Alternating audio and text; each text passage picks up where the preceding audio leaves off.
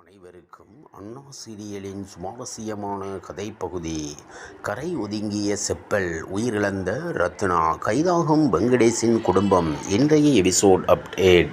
சீரியலின் நேற்றைய எபிசோடில் ரத்னா கடலுக்குள் இறங்கிய நிலையில் இன்று நடக்கப் போவது என்ன என்பது குறித்து பார்க்கலாம்.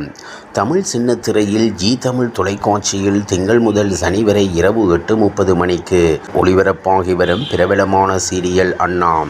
இது சீரியலின் நேற்றைய எபிசோடில் ரத்னா கடலுக்குள் இறங்கிய நிலையில் இன்று நடக்கப் போவது என்ன என்பது குறித்து பார்க்கலாம். ரத்னாவை காணாமல் சண்முகம் உட்பட எல்லோரும் அவளை தேடி அலைகின்றனர். தங்கையை காணாமல் ஒரு அண்ணனாக பதறுகிறான் சண்முகம். இந்த சமயத்தில் இன்னொரு பக்கம் போலீசார் கடற்கரைக்கு ரோந்து பணிக்கு செல்ல அப்போது ஒரு பைகரை ஒதுங்கி இருப்பதை பார்த்து அதில் இருக்கும் போன் நம்பருக்கு போன் செய்கின்றனர். சண்முகத்துக்கு போன் பெற ஒரு கரை ஒதுங்கி இருப்பதாக செல்ல ரத்னா எதுக்கு கடற்கரைக்கு போனா என புது அடித்து ஓடி வருகின்றனர். ரத்னா கடைசியா இங்குதான் வந்திருக்கா, பேக்கை தவறவிட்டு இருக்கா. எனவே அவளை தேடிக்கொண்டிருக்க கொஞ்ச நேரத்தில் ரத்னாவின் செப்பல் கரை ஒதுங்க அவள் இறந்துவிட்டாள் என மொத்த குடும்பமும் முடிவு செய்து விடுகிறது. இதைத் தொடர்ந்து வெங்கடேஷ் குடும்பத்தினரை போலீசார் கைது செய்து ஸ்டேஷனுக்கு அழைத்துச் செல்கின்றனர். ஆவேசத்தில் சண்முகம் ஸ்டேஷனில் வெங்கடேஷ் சட்டையை பிடித்து கோபப்படுகிறான். அண்ணா சீரியலில் சண்முகம் வீட்டுக்கு வந்து இசக்கிக்கு மருந்து கொடுப்பது பற்றி பேசுகிறாள். பாக்கியம் அதுக்காக வீட்டுக்கு கூட்டிட்டு போறேன் என்கிறாள். அதற்கு முத்துப்பாண்டி மருந்து கொடுக்கிறதா இருந்தா இங்கேயே கொடுங்க என்று கூறுகிறான். ஆனால் பாக்கியம் அது முறை கிடையாது, வீட்டுக்கு போய் தான் மருந்து கொடுக்கணும் என சொல்கிறாள். தமிழ் சின்னத்திரையில் ஜி தமிழ் தொலைக்காட்சியில் திங்கள் முதல் வெள்ளி வரை இரவு 8:30 மணிக்கு பிரபலமான சீரியலாக ஒளிபரப்பாகி வருகிறது அண்ணா.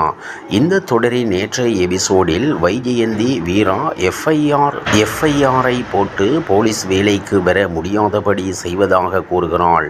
இந்த நிலையில் இன்றைய எபிசோடில் நடக்கப் போவது என்ன என்பது குறித்து பார்க்கலாம்.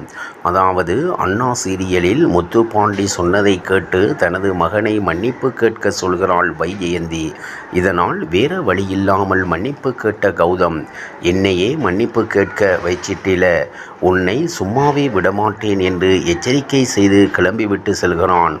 இந்த பக்கம் சண்முகம் குடும்பத்தினர் வீட்டுக்கு வந்ததும் வைஜெயந்தி மோசமான போலீஸ் ஆபீசர் என்பதை பற்றி சொல்கிறான். முத்துப்பாண்டி அடுத்ததாக வீட்டுக்கு வந்த கௌதம் வீரா மீது கோபமாக இருக்கிறான்.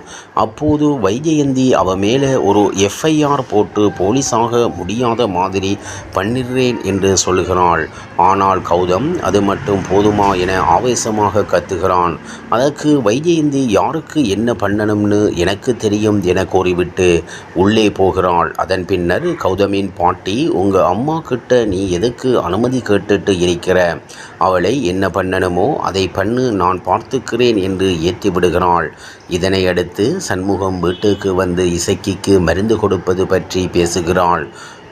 பாக்கியம் அதுக்காக வீட்டுக்கு கூட்டிட்டு போறேன் என்கிறாள். அதற்கு முத்துப்பாண்டி மருந்து கொடுக்கிறதா இருந்தா எங்கேயே கொடுங்க என்று கூறுகிறான். உடனே பாக்கியம் அது முறை கிடையாது, வீட்டுக்கு போய்தான் மருந்து கொடுக்கணும் என சொல்கிறாள். உன் புருஷனை நம்பி எல்லாம் இசக்கியை அனுப்ப முடியாது என்று சொல்கிறான் முத்துப்பாண்டி. ஆனால் தனக்கும் இதெல்லாம் நடக்கணும்னு ஆசையா இருப்பதாக கூறுகிறாள் இசக்கி. இதனையடுத்து நாளைக்கு காலையில் 4 மணிக்கு நானே அவளை வீட்டுக்கு கூட்டிட்டு வரேன் என்கிறான் முத்துப்பாண்டி. அதைப்போல் இசக்கியை அழைத்து போக தலைக்கு குளிக்க வைத்து சாம்பிராணி போட்டு மருந்து கொடுக்கிறாள் பாக்கியம். இப்படியான நிலையில் அண்ணா சீரியலின் சுவாரஸ்யமான கதைப்பகுதி செல்கிறது. இனி சுவாரஸ்யம் உங்களை காத்திருக்கிறது. மீண்டும் சந்திப்போம். இப்படியான நிலையில் அண்ணா சீரியலின் சுவாரஸ்யமான கதைப்பகுதி செல்கிறது. இனி சுவாரஸ்யம் உங்களை காத்திருக்கிறது. மீண்டும் சந்திப்போம்.